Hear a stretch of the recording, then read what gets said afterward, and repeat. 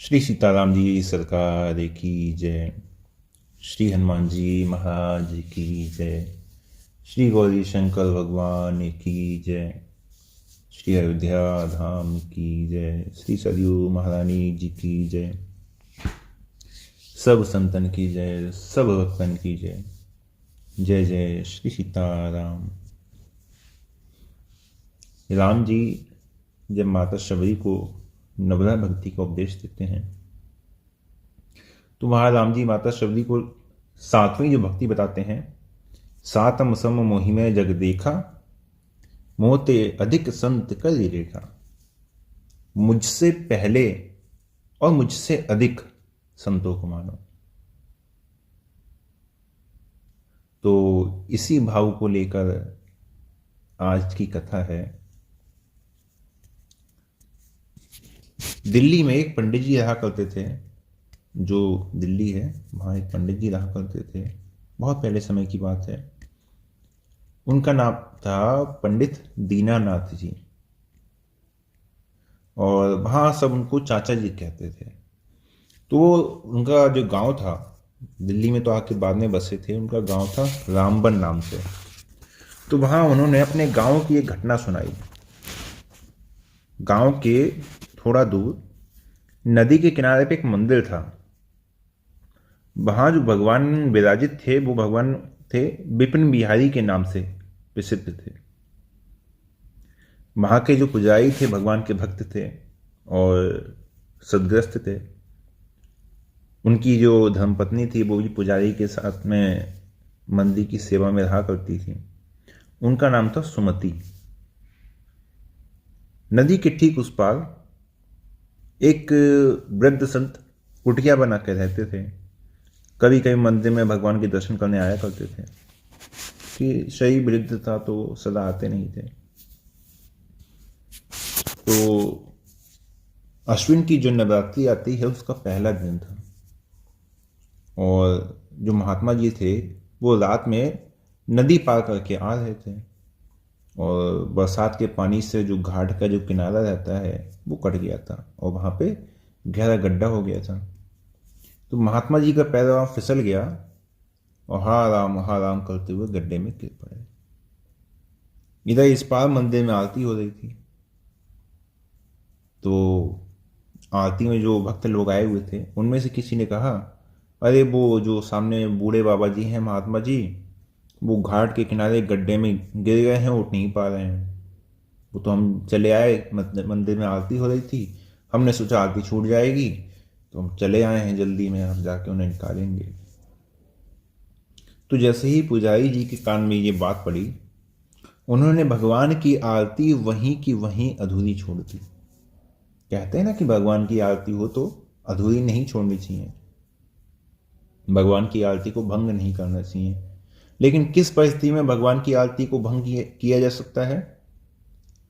जब वहां किसी संत की सेवा बन जाए या कोई संत कष्ट में हो, तो वहां पे उस संत के कष्ट को दूर करने के लिए भगवान की आरती की प्रतीक्षा नहीं करनी चाहिए। तभी वहां पे ये भक्ति की बात कही गई है कि मोते संत अधिक करी लेखा। मुझे मानो, मुझे पूजो, लेकिन जहां संत सेवा आ जाए, जहां संत की बात आ जाए, तो मुझसे ऊपर उन्हें मानो। तो वही काम पुजारी जी ने किया। भगवान की आरती अधूरी छोड़ दी और तुरंत घाट की ओर भागे। वहां पे जो लोग आए हुए थे आरती में, वो बड़ा गुस्सा होने लगे। बताओ, ऐसे कोई भगवान की आरती छोड़कर जाता है? बताओ, पुजारी जी को बिल्कुल अकल नहीं है। कैसे पुजारी जी हैं मंदिर में, कैसे बताओ पुजारी बन गए? इन्हें इतना नहीं पता कि आरती छोड़ के नहीं जाते हैं। लोग अपने अपने मन से बातें कहते रहे, और इधर पुजारी जी गड्ढे में से निकाल कर संत महाराज को मंदिर में ले आए। और गड्ढे में गिरने से शरीर के अंगों में जहाँ जहाँ थोड़ी बहुत जो चोट आ गई थी, वहाँ पे पहले तो उन्होंने अग्नि से सिकाई करी, फिर वहाँ पे मलहम लगा के उस पर पट्टी कर दी। सुबह का समय हुआ तो संत अपने स्थान को जाने लगे, और जाते जाते कहने लगे कि ऐसा है, अब मैं शरद पूर्णिमा को दर्शन करने के लिए आऊँगा। तो इधर धीरे धीरे जो अश्विन पक्ष था उसकी चतुर्दशी की रात हो रही थी। तो पुजारी जी ने पत्नी से कहा कि कल पूर्णिमा है, तो कल पूर्णिमा के लिए भगवान के दर्शनों के लिए वो बूढ़े बाबा जी आएंगे, और उनके रास्ते में जो नदी का जो घाट कटा हुआ है, ऐसा करते हैं शाम की आरती के समय वो आते हैं, तो हम और तुम दोनों ही उसको ठीक कर देंगे। भक्तों की सेवा हो जाएगी, भक्तों की सेवा से ही भगवान प्रसन्न रहते हैं, है ना। मानत सुख सेवक सेविकाई, भगवान अपने सेवक की सेवा से ही सुख मानते हैं। तो पुजारिन भी भक्तन थी, उन्होंने कहा कि ठीक है, बात आपने बिल्कुल ठीक कही, ऐसे ही करेंगे। अगला दिन निकला, शरद पूर्णिमा का दिन। मंदिर के चारों जो वन क्षेत्र था, वहाँ पे जो गोप बालक थे गाय चरा रहे थे, आपस में सब कह रहे थे कि आज शरद पूर्णिमा का महोत्सव है, सबके घरों में दूध आया है, रात में खीर पूरी का प्रसाद बटेगा।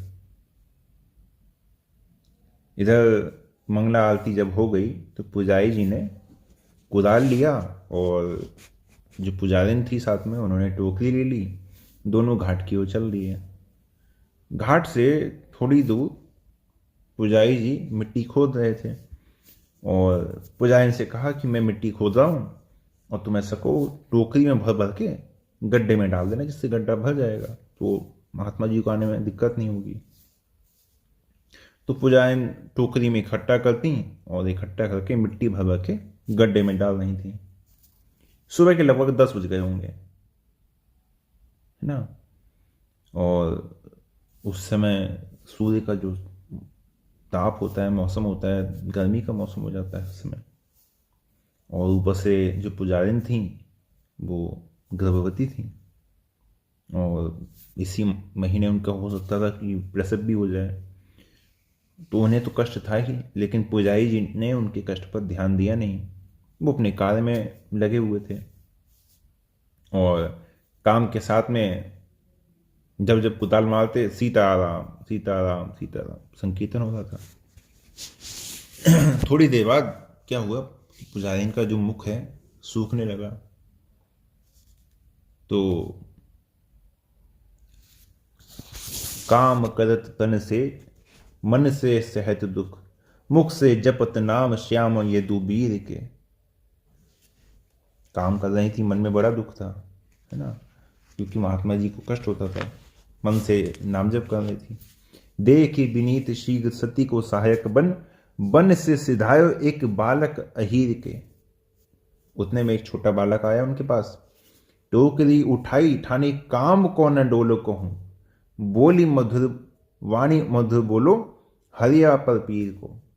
उसने खुद टोकरी उठा ली और कहा, मैया आप ये टोकरी मुझे दे दो, आप आराम करो। ललित तू काहे टोकरी ले लेने, मैया घर जाओ, है ना, मैया घर जाओ पे समैया पे रखियो ध्यान। आप अभी घर जाओ, लेकिन शाम को देखो ध्यान रखना, मैं ऐसी टोकरी नहीं उठा रहा हूं, शाम को ध्यान रखना। देवैया प्रसाद मोही पूरी और खीर के, जो खीर पूरी मिलेगी उसका शाम को मुझको, जो मंदिर में प्रसाद लगेगा उसका मुझको प्रसाद जरूर देना। तो उन्होंने सोचा कि वो गांव का बालक होगा और खीर पूरी मिल जाएगी, थोड़ी सोच रहा होगा कि थोड़ी इनकी सहायता हो जाएगी, ठीक है। अब पुजारी चली गई, और जो छोटा बालक था वो, पुजारी जी तो ध्यान ही नहीं देते, वो तो अपना उनने मिट्टी निकाली और टोकरे में भरी, और कौन उठा के ले जाएगा उन्हें पता नहीं चला। बालक उनके स्थान पर मिट्टी धीरे धीरे डालने लगा। अब पुजारी जी थक गए, कमर सीधे करने के लिए जैसे ही खड़े हुए और पीछे देखा तो दृष्टि पिछाई पलट ही होए दोई दिलगदाल, नेत्र बिल्कुल लाल हो गए। पत्नी के शुभ काम को करत बिलो को ग्वाल, न जाने कौन कहां से ग्वाल का बाल आ गया। मेरी पत्नी का जो शुभ काम है, उसका जो पुण्य कर्म है, ये कर रहा है। अब क्रोध से पुजारी जी क्रोधित हो गए, शरीर कांपने लगा, बालक तो बिगड़ने लगे। तू कैसे आ गया, कहां से आ गया, बता। वो कहां गई, पत्नी के लिए पूछने लगे, वो कहां गई, तू कहां से है। आयो कहां ते मूल मार्ग बनावन हेत, सुकृत बटाए ले तो सुमति कुमारी के। अरे मेरे पत्नी के जितने पुण्य बनने हैं, सुकृत बनने हैं, सब तू बटोर ले रहा है। दांत कटकटात गाली देत पिछारी पड़े, तज के कुदारी कहे जात कहां तारी के। दांत कटकटा के पुजारी जी पीछे भागने लगे, कुदाल अंदर फेंक दी, अरे दादी को तू जाता कहां है। भगवान आ गए, पुजारी जी पीछे पीछे। अब बालक भागा जाके मंदिर में प्रवेश करके, जहां पे पुजारी जी बैठ के जो भक्त थे उनको चरणा में देते थे, वहां पर टोकरी फेंक दी और पर्दा हटाकर जो मंदिर का गर्भगृह था उसमें जाके बालक घुस गया। पुजारी जी और क्रोध में हो गए, पीछे पीछे चले जा रहे हैं। और जैसे ही अंदर पहुंचे हैं, मंदिर में प्रवेश विनीतु जो विचित्र बाल, देख के चैत चक्षु चकित पुजारी के। आसन पे टोकरी सिंहासन पे माटी पड़ी, अंगन पे धूल चढ़ी विपिन बिहारी के। पुजारी जी ने देखा कि गर्भगृह में टोकरी पड़ी हुई है, भगवान के माथे पे मिट्टी है, सारे अंग पे धूल ही धूल जमा है। अब तो पुजारी जी का जो क्रोध था वो आंसू बन के बहने लगा, कंठ गदगद हो गए। ऐसा चैत्य सुना नहीं देखा, कौन करे प्रतीत सुनाऊं। रीत कृपा की रेखा, ऐसा चैत्य सुना नहीं देखा। भले जाऊं करुणा कर चित्त को, दीन दशा यूं मेरे हित को। प्रकट हो गई आज पतित को, कौन पाप की रेखा। पुजारी जी माथा पीटने लगे, बताओ ये मुझसे कैसा अपराध हो गया, मुझसे कैसा पाप हो गया कि मेरे कारण भगवान को इतना कष्ट हुआ है। हाय हाय हाय, ये भगवान के सिर का मुकुट जो भगवान के सिर पे शोभा पाता है, आज ये कैसा धूल में सन रहा है, मुझसे कैसा अपराध हो गया। पुजारी जी बहुत दुखी होगा, बहुत ज़्यादा रोने कि बताओ ये सब भगवान का ये स्वरूप, ये बताओ मिट्टी में सनने योग्य है, मैं अधम पापी हूँ।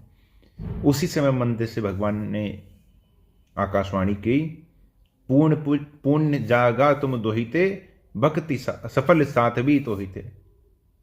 आपका पूर्ण पुण्य, आपका पूर्ण भाग जाग चुका है। क्यों? क्योंकि आपके हृदय में 7वीं भक्ति उदय हो चुकी है। कौन सी भक्ति? सातम सम मोहिमय जग देखा, मोते संत अधिक कर लेखा। ये भक्ति कि मुझसे पहले संत को मानो, संत मेरा ही स्वरूप है। तो पुजारी जी वैसे तो अपने जीवन में भगवान के भक्त थे ही, भगवान की सेवा भी करते थे, लेकिन उन सबसे भगवान प्रसन्न नहीं हुए। प्रसन्न कहाँ हुए? जब उन्होंने संत को भगवान से ऊपर माना, भगवान की आरती छोड़ दी एक संत के कष्ट को दूर करने के लिए।